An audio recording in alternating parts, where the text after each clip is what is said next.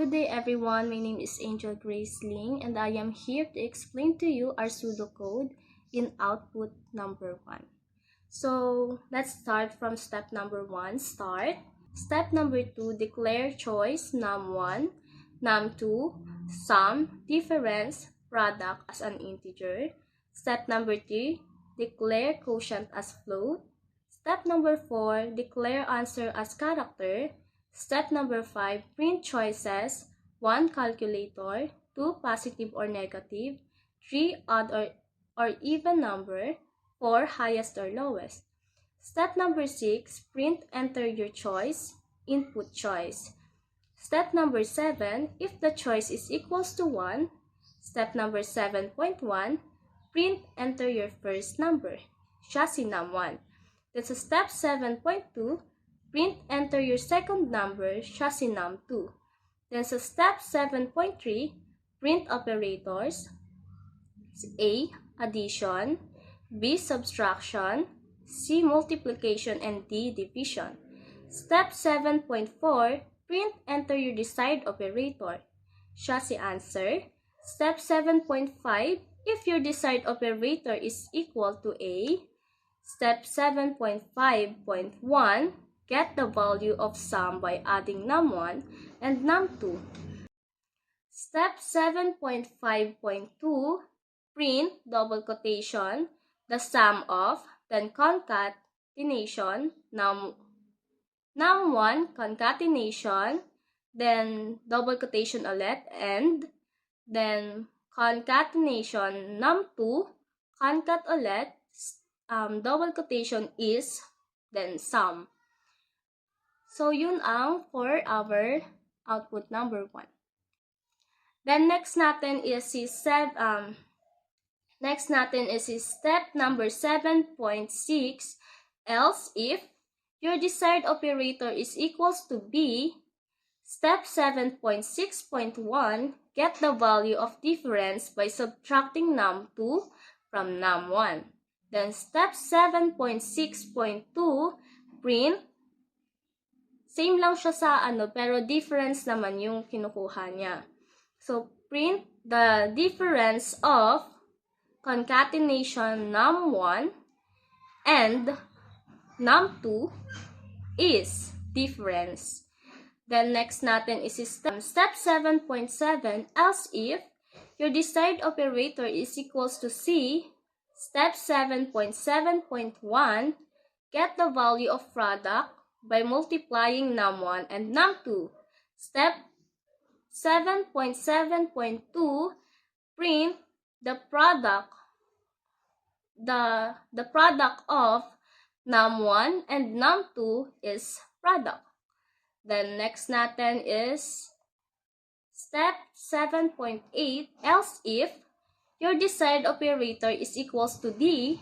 Step 7.8.1, get the value of quotient by dividing num1 by num2. Step 7.8.2, print the quotient of num1 and num2 is quotient.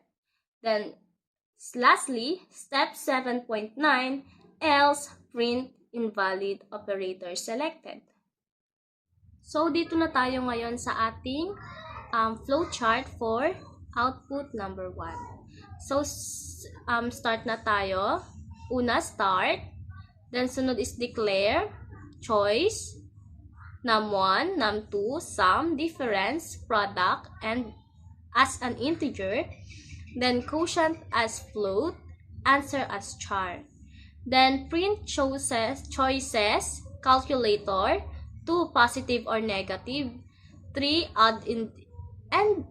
odd or even number, 4 highest and lowest.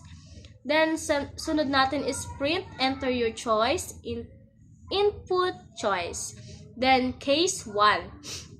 So dito na guys. So case 1 yung sa atin. So pag case 1 if true, pupunta na tayo kay print enter your first number, num1.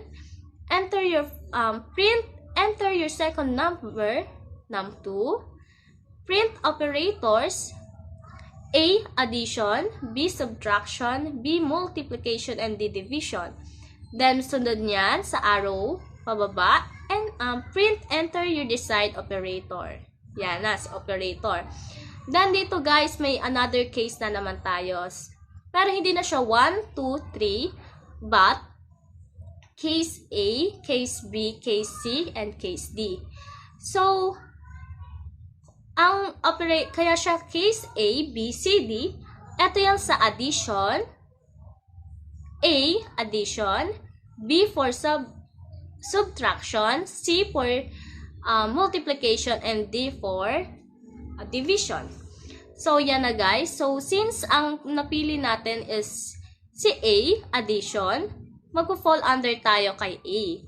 So, case A, mapupunta tayo sa get the value of sum by adding num1 and num2.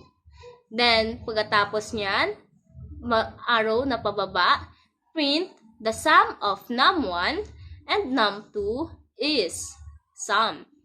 Then, pagkatapos niyan, may ano tayo dito, connector. So, may connector tayo dyan, na pag natapos natin yan, ay mapupunta tayo kay connector A, papunta na siya sa end. Yan. So, for our next na gagawin is, dito na tayo sa ating simulation for output number 1. So, sa process and see output. So, eto. Una natin gagawin is i-declare si variables. Ang variables natin is si integer, num1, num2, sum, difference, and product. Then, quotient as float, then char as answer. So, dito sa output natin, na-print si choices. Ang choices natin is si 1, calculator, 2, positive or negative number, 3, odd or even number, 4, highest or lowest number. Then, na-print dito is enter your choice. So, mag-i-enter daw tayo ng choice. So, ang nilagay nating choice is 1. Then, mapupunta tayo kay process. If choice 1 is equals to 1, true. Then, pag nag-true, magpo-proceed na tayo. Then, enter your first number. First number natin is, ang ilinagay natin is 10. Siya si num1. Then, enter your second number. Ang nilagay nating second number is 5. Siya si num2. Then, magpiprint ulit sa ating output operators naman. Ang operators na available dito or ang nakalagay dito is A, addition, B, subtraction, C, multiplication, and D, division. Then, sinabi dito is enter your desired operator. Then, naglagay tayo or nagput tayo ng ating desired operator. Ang pinili natin si A. So, si A is si addition. Next, na mangyayari is operator. If operator A is equals to A, it is true. If true, formula muna natin. Sum, kasi since addition, yung formula is sum is equals to num1 plus num2. 10 and 5 ba ang sum niya is 15? That is true. So, yun ang ating sum ng num1 and num2. Then, magpiprint siya sa ating output as the sum of 10 and 5 is 15. So guys, dito naman tayo sa ating Java code. Makikita natin yung ating result pag nirun na natin yung ating code. Then let's start. Ayan. So pag nirun natin yan, lalabas dyan yung choices. So makikita natin yung choices. 1, calculator, 2, positive, negative, 3, odd or even number, 4, highest or lowest, then enter your choice. Then, ilalagay natin is 1. Then, pagkatapos, enter your first number, put natin 10. Enter your second number, lalagay natin 5. Then, malalabas dyan operators, addition, subtraction, multiplication, division. Enter your desired operator. Ilalagay natin si A. Then, lalabas yung result. The sum of 10 and 5 is 15. So, yun lang naman guys, yung ating example or maano natin sa ating result pag niran natin yung ating Java. So, sa pseudocode naman, step 8, else if the choice is equal to 2, step 8.1, print double quotation, enter your number, input num1. Step 8.2, if num1 is greater than 0, proceed ka step 8.2.1, print num1 plus double quotation is a positive number. Step 8.3, else if num1 is less than 0, proceed sa step 8.3.1, print num1 plus double quotation is a negative number. Step 8.4, else if num1 is equal to 0, proceed sa step 8.4.1, print the number is 0. Flowchart naman, dito if choice is equals to 2, sa left side, print enter number num1. Then, pababa, if num1 is greater than 0, print num1 is positive number. Pero pag nag-false, pupunta siya sa if num1 is less than 0, print num1 is a negative number. Pag nag-false din, pupunta siya sa baba, if num1 is equals to 0, mapiprint ng num1 is 0. Next is the Java. So, dito, system.out.print, enter a number, num1 is equals to input that next int. If num1 is greater than 0, system.out.print in, num1 plus double quotation is a positive number. Else, if num1 is less than 0, system.out.print in, num1 plus double quotation is a negative number. Else, system.out.print in, the number is 0. So, simulation naman tayo. May process and output. First is, indicate na agad yung int choice num1 sum.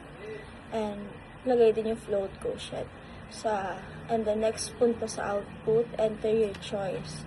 And, kapag nilagay ni user 2, lalagay natin sa process, choice is equals to 2. And then, pupunta tayo, if sa process pa rin, if choice 1 is equals to 2, false. If choice 2 is equals to 2, true. And then, next naman is enter a number sa output. And then, pag nag-enter si user ng output na 23, pupunta ka sa process, and then, dun may lalagay yung num1 is equals to 23. And then, dito naman sa process ulit, if num1 is greater than 0, print num1 is a positive number. Else, if num1 is less than 0, print num1 is a negative number. Else, if num1 is equals to 0, print num1 is 0. So, dito makikita yung 23 is na true kagad siya dito sa num1 is positive number. So, ang output na makikita is 23 is a positive number. Case 2, system.out.print, double quotation, enter a number. Num1 is equals to input that next int. If num1 is greater than 0, system.out.print in, num1 plus double quotation is a positive number. Else, if num1 is less than 0, system.out.print in, num1 plus double quotation is a negative number.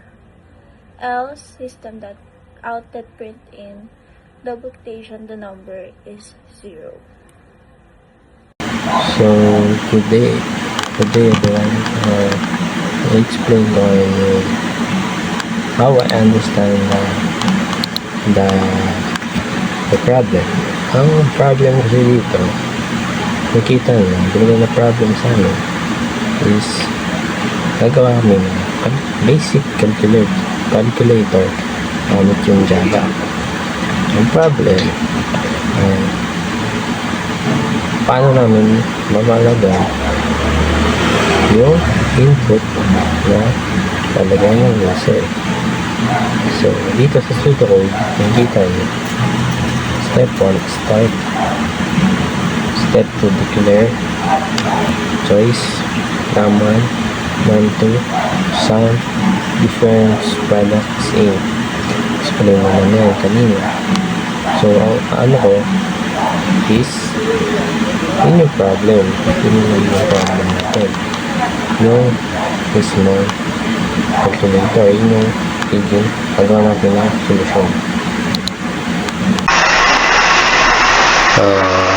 From this, tutunan ko na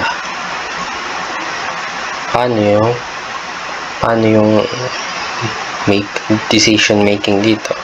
Ang first task kasi ng program natin is saan ba dito? Equals to A. Ito. Una niya yung sum. Pagpaplasin mo, which is yung step 8.42. Yun yung first task. Yun yung problem. Kaya ng sinabi ko. Yun yung magiging problem natin doon. So, parang ano lang to. Ang flowchart naman. Simula siya sa terminator na start. Dito, parang ano lang siya. Pseudocode. Pero, visualize siya. So, may visualize mo paano siya nag-work.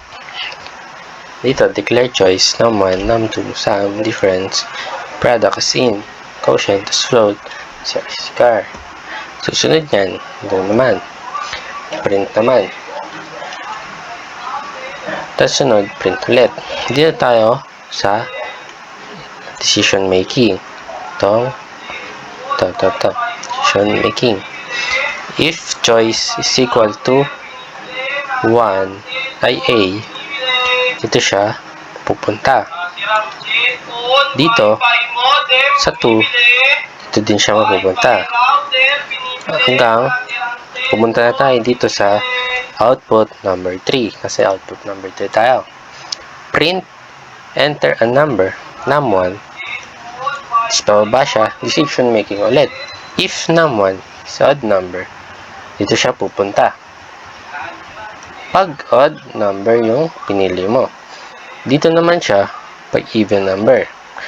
Piprint siya, looking, dito siya mapupunta.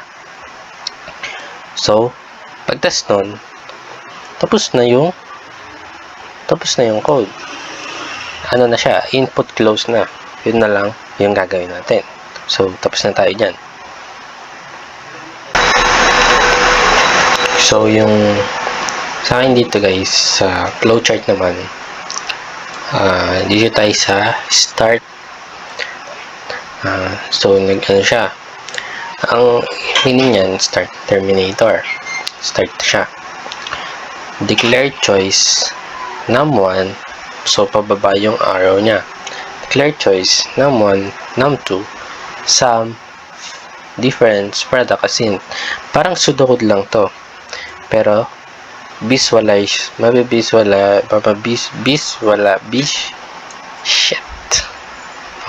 pa. So guys, sunod naman natin yung program ko. Yung program natin. Ito kanina. Flowchart. Yung flowchart.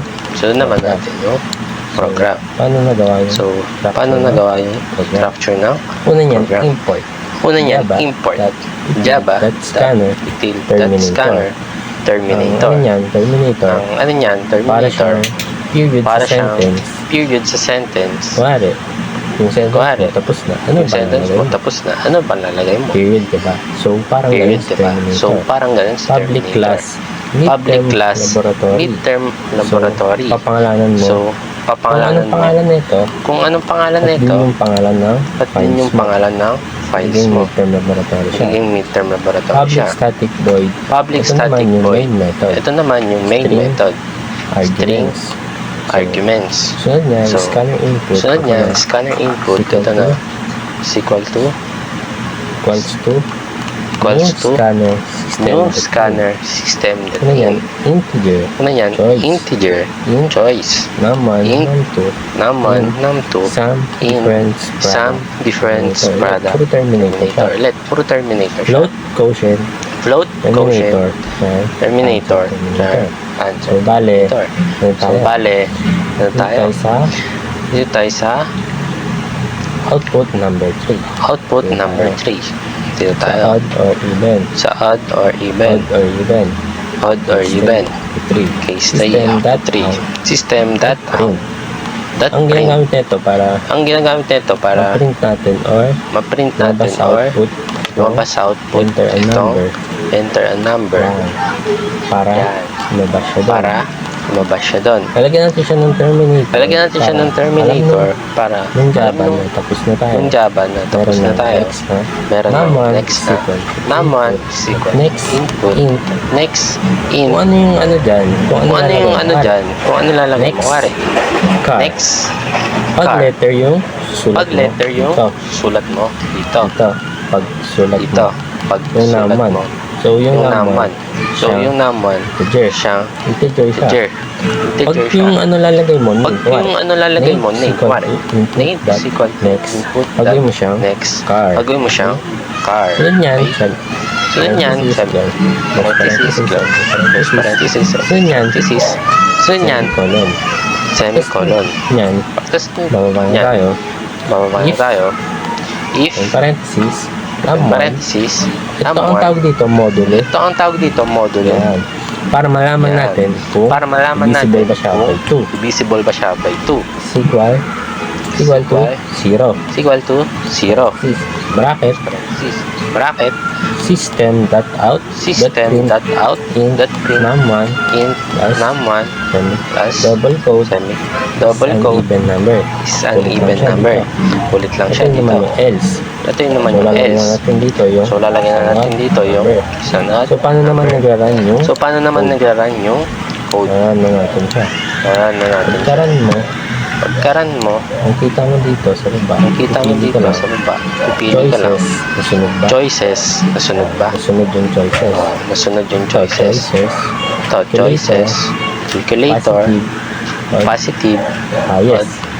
Highest. Dito tayo sa case So, dito number tayo 3. sa case number 3. Enter a number. Enter a number. Choice muna. Ay, enter So, choice lalagyan muna. natin 3 para So, pumunta lalagyan siya natin 3 dito. para pumunta siya dito. Enter a number. Sunod. Enter Ito a na. number. Ito na. Na-print na Ito to. na. Ito na. Print. Na-print na to. Ang susunod mo dyan, Ang susunod mo dyan, kung ikaw na bahala. anong gusto mo. Kung Pare, anong 46. gusto mo. Pare, 46. Enter mo lang. Enter mo lang. 46 is an 46 is an number. even Bakit number. even? Bakit even? Kasi nade-divide siya sa 2. Kasi nade-divide siya sa Wala 2. siyang Wala siyang tawag doon. basta wala siyang ano, 0 lang. Basta wala siyang 0 lang siya. Okay, so yung pseudocode natin for output 4. Step 1, start. Step 2, i-declare yung choice. Num1, num2, sum difference product as an integer. And step 3, i-declare yung quotient as float. Step 4, i-declare your answer as character. Step 5, ipiprint yung choices, which is calculator, positive or negative, odd or even number, highest or lowest. Then, magpo-proceed tayo sa step 10. So, step 10, else if the choice is equal to 4. Then, step 10.1, print, enter your first number, and ang magiging storage natin here is si num1. Step 10.2, print, enter your second number. Ang magiging storage natin here is si num2. Step 10.3, if num1 is greater than num2, ang ipiprint niya ay num1 is the highest number, which is the step 10.3.1, since under siya no step 10.3. Then, Else if num1 is less than num2, ang ipiprint niya naman ay num2 is the highest number, which is step 10.4.1 since under siya nung step 10.4. Then, step 10.5, else num1 is equal to num2. Ang ipiprint niya naman ay num1 and num2 are equal. Then, step 12 is end. Sa flowchart naman, so start, then mag-proceed tayo sa if choice 4. So, if choice 4, pag nag-true siya, dito siya pupunta sa here. Print, enter your first number. So, same sa pseudocode, magiging storage natin here is yung num1. Then, paproceed siya here sa print, enter your second number, which is si num2. And, magkakaroon siya ng conditional. So, like, may decision making. So, if num1 is greater than num2, ipiprint niya, pag nag-true siya, ipiprint niya is print num1 is the highest number. So, pag nag-false siya, magpo-proceed siya here sa if num1 is less than num2. Ang ipiprint naman niya, pag nag-true, ang ipiprint niya is num2 is the highest number. So, kapag nag-false ulit dito, magpo-proceed siya here. Pag nag-true is, ang ipiprint niya ay num1 and num2 are equal. Then, end na. Mag-end na siya. Okay, so dito naman sa Java,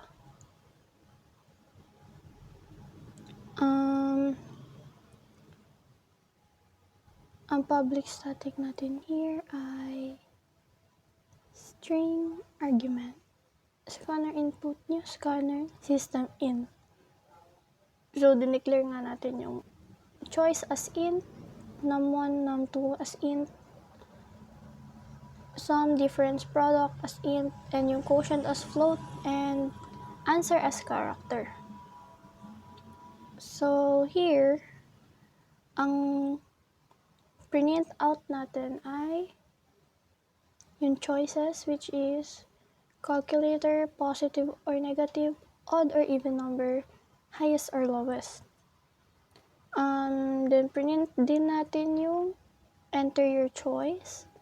And ang magiging storage natin here is yung choice.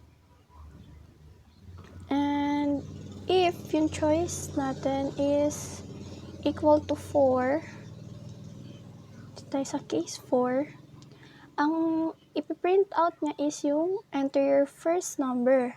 And yung magiging storage niya or the identifier is yung num1.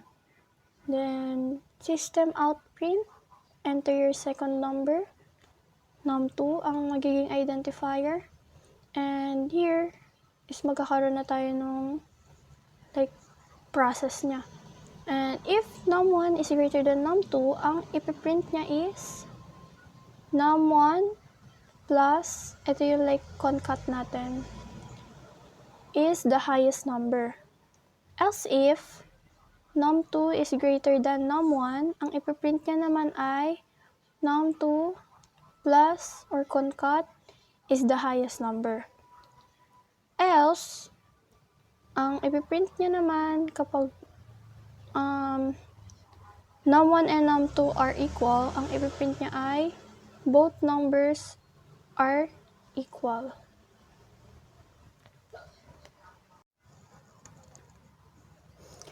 Okay, so the Java code for choice 4. So, kapag nirun natin siya, ito yung lalabas. And ang choice natin here ay number 4. And enter your first number, 685. Second number is 963. print niya yung 963 is the highest number.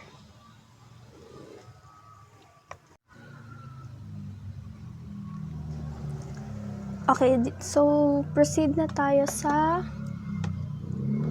simulation. So, ang process natin ay dineclare natin yung mga variables, a choice, num1, num2 as an integer, tapos yung quotient as float.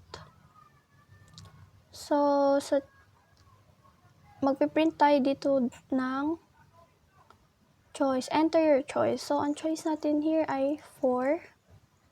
Then, yung 4 na to is masastore siya dito sa choice. Then, i-check siya kung yung sa true or false, i-check siya. Tsaka lang siya magpa-proceed sa next na process kapag nag-true na, which is dito siya nag-true sa if choice is equal to 4 is equal to true. And after nun, magpiprint na siya nung enter first number, which is 685.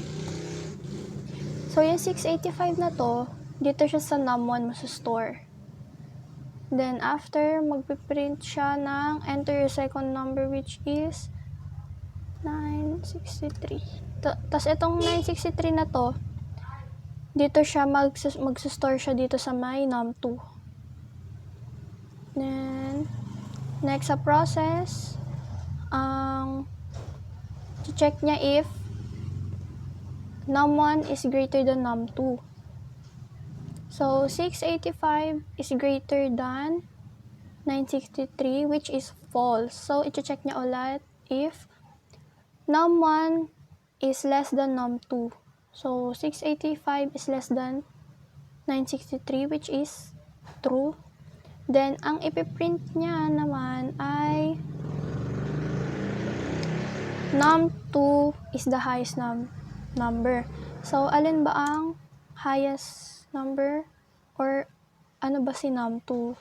Si num2 ay itong si 963. So, ang ipiprint natin dito ay 963 is the